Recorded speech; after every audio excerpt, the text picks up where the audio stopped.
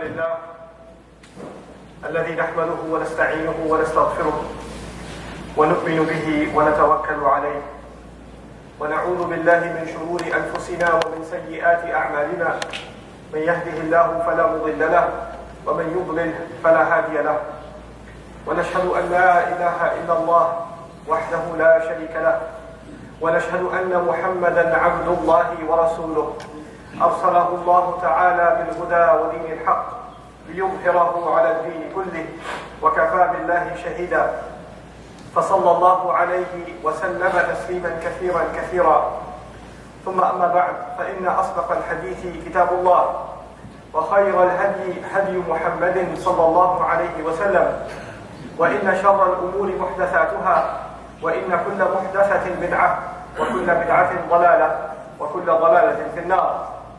يقول سبحانه وتعالى في كتابه الكريم بعد أن نقول أعوذ بالله من الشيطان الرجيم تبارك الذي جعل في السماء بروجا وجعل فيها سراجا وقمرا منيرا وهو الذي جعل الليل والنهار خلفة لمن أراد أن يذكر أو أراد شكورا وعباد الرحمن الذين يمشون على الأرض هونا وإذا خاطبهم الجاهلون قالوا سلاما والذين يبيتون لربهم سجدا وقياما.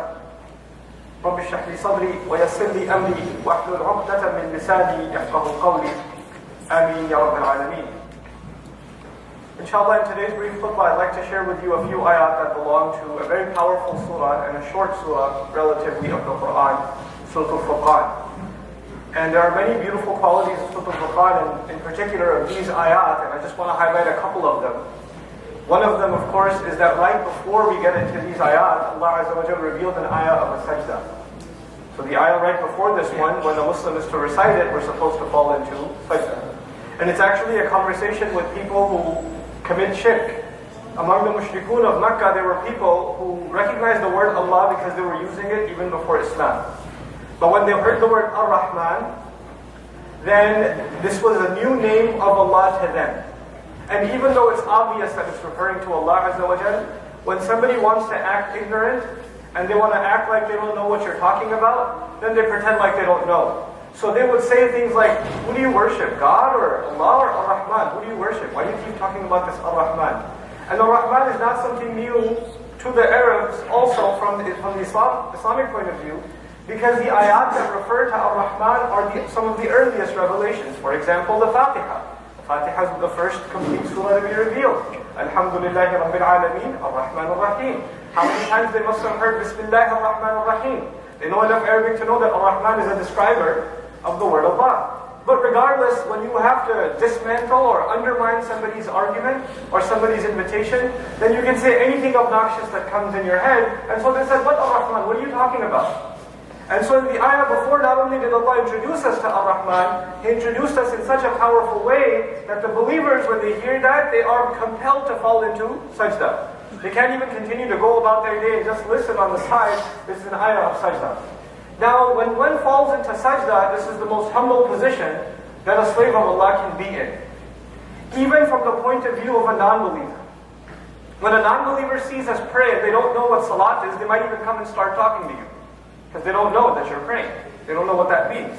But they will notice that your hands and your eyes and the look on your face, this guy is humble before something. What's going on? Something's on his mind. You know? Now when we go into ruku', it's like the expression of exhaustion. You know when sprinters and things like that, when they run a long time, what do? Literally, they just grab their knees like, I can't do anymore. You know? This is our expression that we are weak before Allah Azza wa Jalla.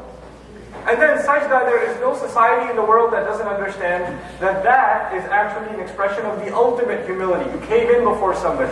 As a matter of fact, in the most ignorant talk shows and sports shows, they'll have famous athletes come and like just as a joke, the fans are going to be like doing expressions of sajda. Even today in stadiums and things like that. It's incredible. But the point I'm trying to make is sajda is the most humble position you can possibly be in. Physically, and actually that's supposed to be psychologically also. Psychologically, we should be completely humbled before Allah Azza wa Jalla. And when you're completely humbled before Allah is the best time to declare two things. Not only how low you and I are, but how high Allah Azza wa Jalla is. So we're supposed to go into these ayat that I'm trying to share with you. The intent of the surah is to venture into these ayat with an unusual state of humility. تَبَارَكَ الَّذِي جَعَلَ فِي السَّمَاءِ بُرُوجًا. How full of barakah. How full of barakah. That's I'm trying to make the translation easy to understand. You know, in English translations they say, how blessed is the one that placed a brilliant source of light, a brilliant thing in the sky. جَعَلَ فِي السَّمَاءِ بُرُوجًا. Burj is actually a brilliant tower that you can see from far away. You can't see anything in the city, there are no lights, but there's a tower and there's a light on top, that's a burj. You can see it from a distance. Allah says, burujan. He put multiple brilliant towers up in the sky, referring to what the stars look like. Stars look like their own civilization. Burujan. وَجَعَلَ فِيهَا سِرَاجًا. And He put in it a massive lamp. Siraj is an unusually brilliant lamp. وَقَمَرًا مُنِيرًا. And He placed inside it a moon that gives off light, or deflects light. So Allah refers to the stars, the sun, and the moon. He refers to these things. And in each of them, He referred to their quality of giving light. You should appreciate that. Then in each of them, Allah could have called it the sun, the stars, the sun, and the moon. But instead of using nujum, He used buruj. Instead of using the sun, ash-shams, He called it siraj. And instead of just calling it qamar, He said qamaran munira. And all three of them, there's the matter of light. There's the matter of brilliance. And this is important because Surah Al-Furqan is the surah that, the right before it is Surah Al-Nur. So that the effects of Nur are still on the reader. The effects of light that lives inside the chest of a believer are still fresh. Anyhow, I was going to talk to you about barakah for a little bit. Barakah means az-ziyadatu fil khayr in Arabic. They say az-ziyadatu fil khayr. Increase in goodness. In other words, I was going to do something, but if what I was going to do has barakah, then the outcome of it will be better than I even hoped for. It will produce more good than it's expected to produce. That kind of an action is barakah. If my word has barakah in it, it will produce more good than it can logically be assumed to produce. An action of barakah, and we don't have the power of barakah. We have, in science they say action and reaction. They're equals, right? For every action there's an equal but opposite reaction, or consequences even. They're expected consequences. But in the concept of barakah, it says, though Allah Azza wa Jalla comes along, puts His barakah in something, and when He does put His barakah in something, then the goodness of it comes way more than any science can explain, any logic can explain. More goodness comes out of it into your life, into the lives of others. And Allah specifically mentions His barakah in this surah, right after He mentioned His name, Ar-Rahman. In Surah Al-Rahman, you'll notice Ar-Rahmanu 'allama al-Qur'an, and at the end of the surah, He'll say, Tabaraka ismu rabbik. He began with Ar-Rahman, He ended the surah mentioning the barakah of that name. Meaning the word Ar-Rahman itself has certain special powers. When we call on Allah with that name, the things that we do have extra barakah in them, have extra power of goodness in them. And that is why it's so understandable that in our deen, Allah Azza wa Jalla and His Messenger sallallahu alayhi wa sallam have instructed us, whatever good thing you start doing, you should start with Bismillahi ar-Rahman ar-Rahim. When we just say Bismillah ar-Rahman ar-Rahim, now the things we're going to do, we are expecting from Allah to put more good out of them, bring more good out of them, than we could have expected ourselves. That no other human being could have done. This is Bismillah ar-Rahman ar-Rahim. And on a side note, even though that's not my khutbah, just using Bismillah ar-Rahman ar-Rahim is enough for a Muslim to always be optimistic. To always be optimistic. Because we called on the name of Allah that's full of barakah. So whatever I'm going to do, Allah is going to increase it. Allah is going to put good in it. The results of this are going to be good. And that's not up to me, or my effort, or my qualifications, even though I should try and do my best. That's because of the barakah of Allah in the end. Now, Allah referred to the sun, or rather the stars. Then He talked about the sun and the moon. Then He says, وَهُوَ الَّذِي جَعَلَ اللَّيْلَ وَالنَّهَارَ خِلْفَةً. And He made the night and the day conflict with one another. But then He, in this particular ayah, describes why. The harf lam in the Arabic language that's coming, liman arada an yadhakkar wa arada shukura. Li can be the word, you can translate it easily as for. He made the night and the day go against one another, meaning they're always battling. The sun has positioned itself, and it's heading down, and the night is starting to win. And as Asr and Maghrib appear, you can see the battle being won by the night. And then this battle will start again next morning. This khilfa, this succession, constant going back and forth, one behind the other, is going to keep happening. Allah says, why is it made? And for who is this sun, night and day produced? لِمَنْ أَرَادَ أَنْ يَذَّكَّرَ. For the person who wants to make an effort to remember. When you say تَذَكَّرَ in Arabic language, then what you're saying is not only do you make an effort to remember, you are ready to take advice. You know, وَمَا يَتَذَكَّرُ إِلَّا أُولُو الْأَلْبَابِ. The people of the sharpest intellect, they're the only ones that will take the advice. When somebody says something, they say, yeah, this is the time that this advice applies. And this is a very important concept. A lot of times when you are doing something wrong and somebody tries to give you and me advice, we say, not right now. Not right now. There's time for that later. I don't need a lecture right now. You know? Give me that reminder later. In Jumu'ah I can take a reminder, but not at home. Not when I'm angry at my employee. Not when I'm on an angry phone call. If somebody gives you advice at that time, be a little patient. Calm down. Then you say, no, you know what? Mind your own business. Right now I don't need the reminder. Allah says He made the night and the day. He kept on going in this way so that whoever truly has the intention, wants to benefit from the reminder, wants to take the reminder seriously, wants to make an effort to remember at the right time, can benefit. What's the connection between night and day and this? Every single believer that wakes up in the morning, especially in the month of Ramadan, should turn to Allah. And Allah says in the Quran, يُمْسِكُ السَّمَاءِ. He's holding the sky back from destroying you. From destroying you. Literally, you can imagine like an earthquake and a building's about to fall, or something's about to fall on you, and there's only one being, or there's one person that's holding a door from collapsing on the children. You know? And he's saying, come on, come on. When that image is produced, that means you have no time. You have no time. In the study of the universe, you know, in astronomy, they talk about how there are an uncountable number of flying objects in the universe that are hurling at massive speeds. And any one of them can hit the planet Earth at any time. So we're just kind of lucking out so far. So if it just comes and hits, we can't do anything about it. It will just be gone. I mean, there are black holes in the universe, they see stars imploding, they see all this stuff, and they say there's no scientific way to save the earth from utter destruction. So Allah, you know, He doesn't just say He's holding the sky up. Sama means whatever's above. Whatever dangers lie above you out there, Allah is holding them back from you. And so when you and I see another day come out, another morning wind, and another night wind that evening, and we say, Ya Allah, you held it back again, so you gave me another chance to take advantage of your reminder. Because when Allah stops holding it, and the earth's time runs out, that means my time ran out. So every single day, a believer is supposed to have a sense of urgency that Allah, out of His unimaginable mercy, بِأَنَّهُ وَالرَّحْمَنِ, because of that, He's giving you and me another day to live, another day to get our act together. أَوْ أَرَادَ شُكُورًا, or also this sky is being held up, and this day and night conflict with each other continually. You get another day and another night, and another day and another night. Why? So that you can be grateful. For the one who intends to be grateful. For the one who wants to appreciate. Now there are two things, benefiting from the reminder and being grateful. Those are the two things Allah Azza wa Jalla talked about in this order. I'll say them again because this is what really the point of my khutbah is. Benefiting from the reminder and being grateful. Those are the two things that Allah highlights in this passage. Now, the very next ayah talks about one of the most important aspects of benefiting from the reminder. And it's very beautiful how it correlates with the sun and then the moon. The sun, obviously, daytime.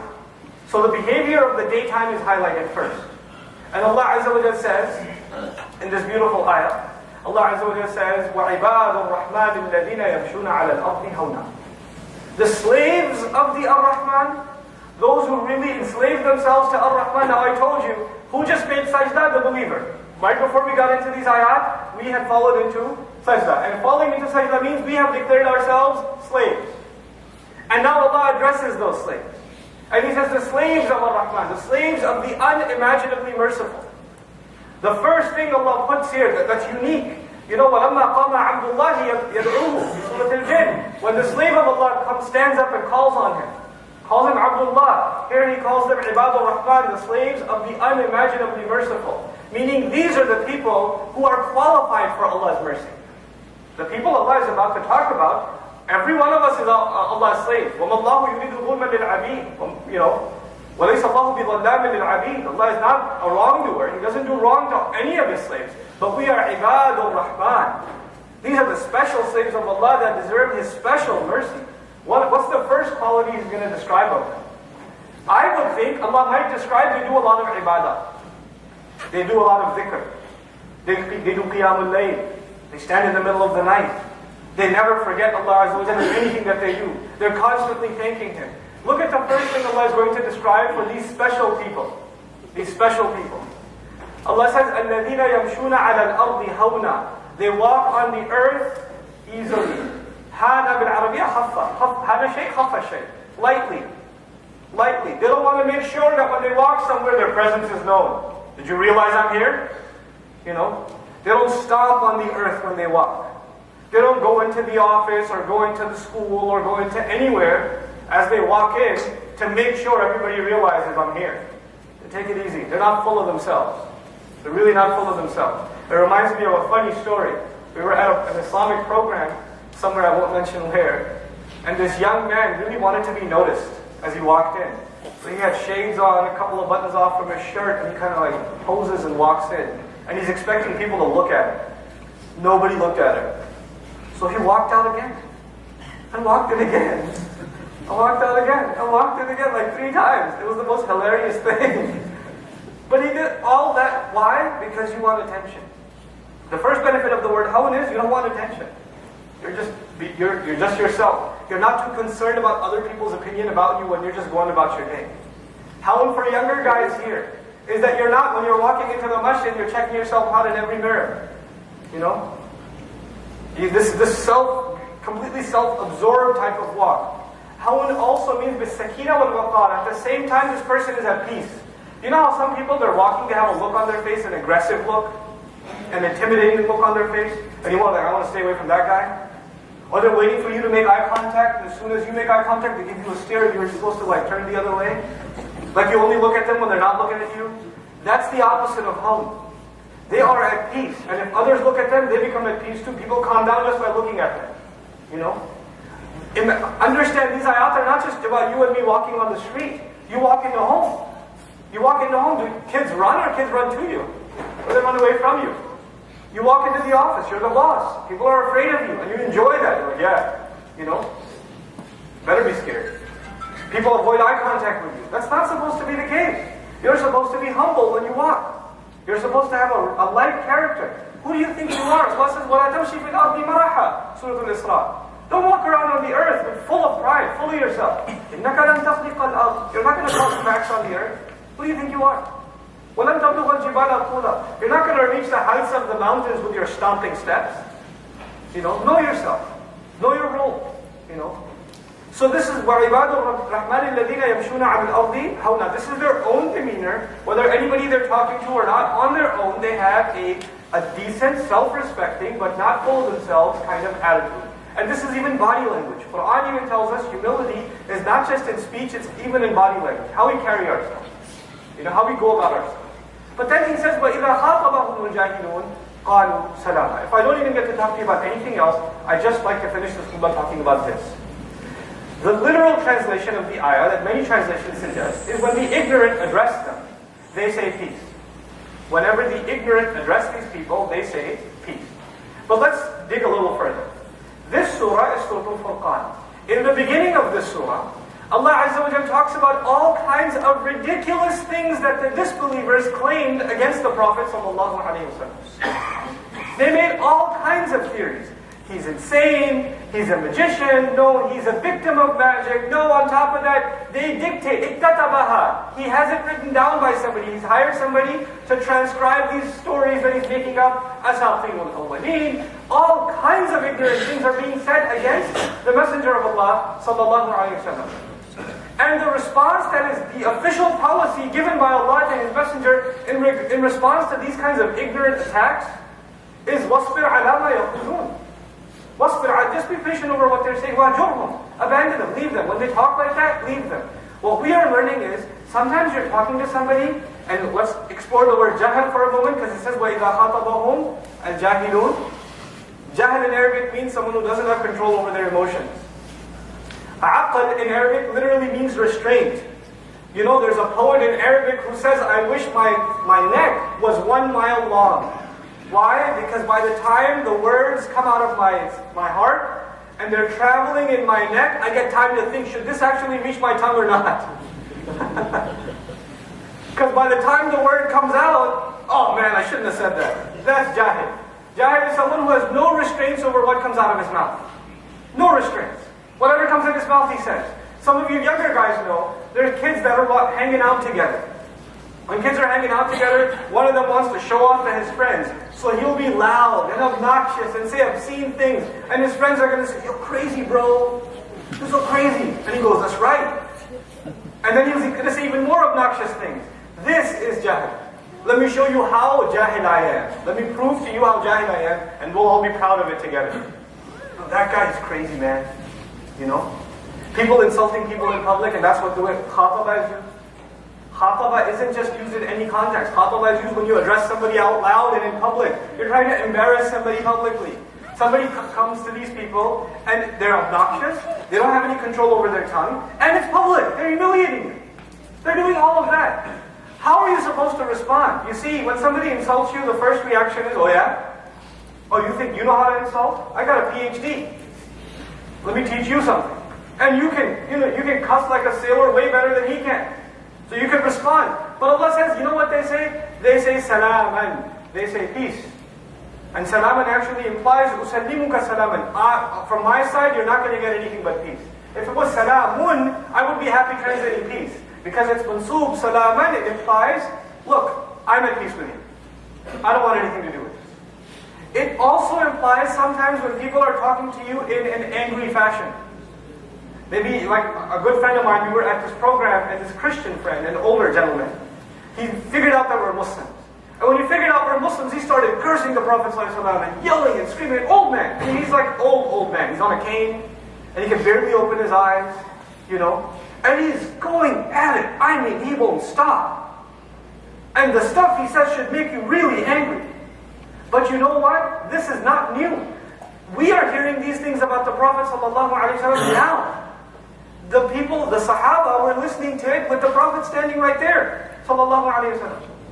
One of the famous stories that really moves me is that people came and they started, the Prophet was sitting with Abu Bakr as-Siddiq ﷺ. They were sitting together. And these people came and they started cursing out the Prophet ﷺ. Or actually cursing out Abu Bakr as-Siddiq first. They're yelling at him, screaming. They're talking about his family.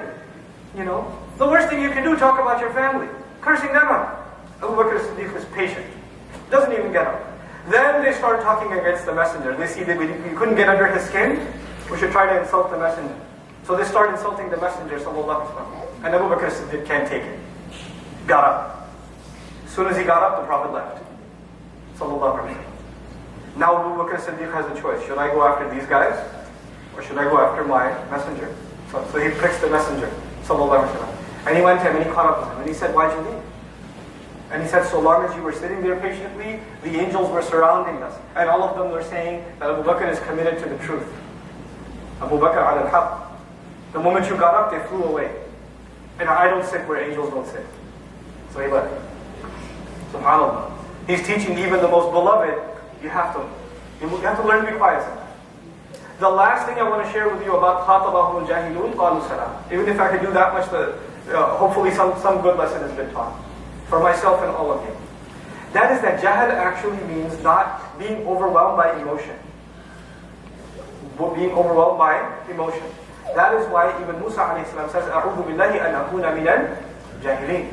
He doesn't mean that I seek refuge of Allah to become from the ignorant, those who don't know. He also is asking refuge from Allah. Ya Allah, don't let my anger, my emotions get so strong that I do something I regret later.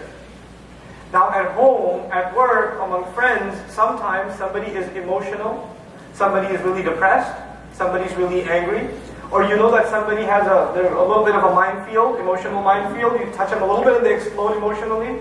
You know there are people like that around you.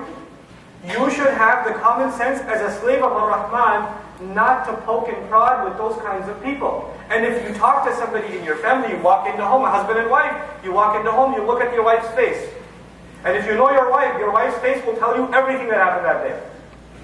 And your wife's face will tell you it's a bad idea to talk to her right now. It is a bad idea. And the wives know about their husbands. They walk in home, he walks into home, she looks, she asks, how was your day? She knows. Today is a bad idea to ask him for the groceries or talk to him about what we're going to do on the weekend, or let me just let him calm down, let him eat a little bit, let him just get it out of his system, and then I'll talk to him. But if you start from the very beginning, what's going to happen? What you should know is going to happen. At that time, they're overwhelmed by emotion, they're stressed out, they're depressed, whatever it is, and then they're going to talk back very angrily, and then you're going to say, oh yeah, you had a long day, what about me? And it's going to start. وَإِذَا خَاطَبَهُمُ الْجَاهِلُونَ قَالُوا سَلَامًا. It's emotional, psychological intelligence also. You don't just talk about what you want to talk about. You have to think about what is the emotional state of the person you're addressing.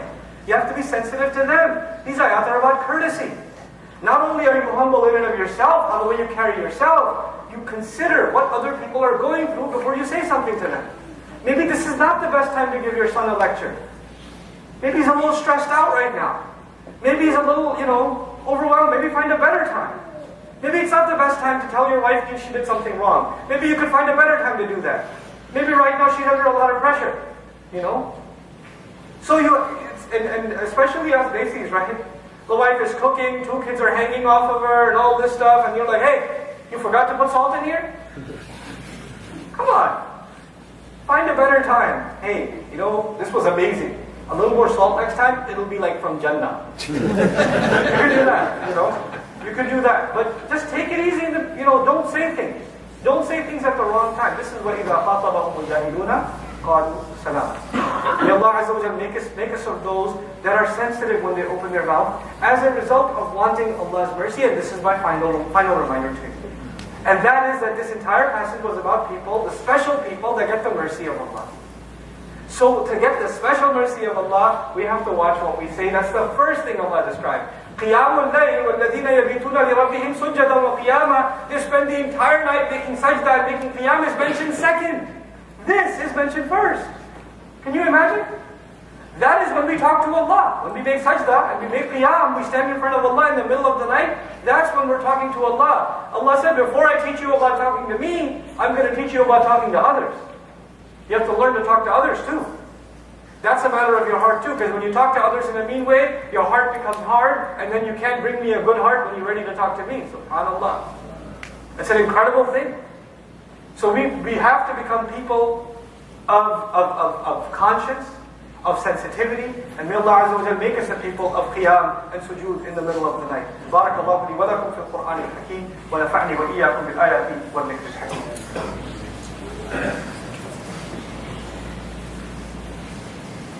الحمد لله وكفى والصلاة والسلام على عباده الذين اصطفى خصوصا على أفضلهم وخاتم النبيين محمد الأمين وعلى آله وصحبه أجمعين. يقول الله عز وجل في كتابه الكريم بعد أن أقول أعوذ بالله من الشيطان الرجيم إن الله وملائكته يصلون على النبي يا أيها الذين آمنوا صلوا عليه وسلموا تسليما اللهم صل على محمد وعلى آل محمد كما صليت على إبراهيم وعلى آل إبراهيم في العالمين إنك حميد مجيد اللهم بارك على محمد وعلى آل محمد كما باركت على إبراهيم وعلى آل إبراهيم في العالمين إنك حميد مجيد عباد الله رحمكم الله اتقوا الله إن الله يأمر بالعدل والإحسان وإيتاء ذي القربى وينهى عن الفحشاء والمنكر ولذكر الله أكبر والله يعلم ما تصنعون أقم الصلاة إن الصلاة كانت على المؤمنين كتابا موقوتا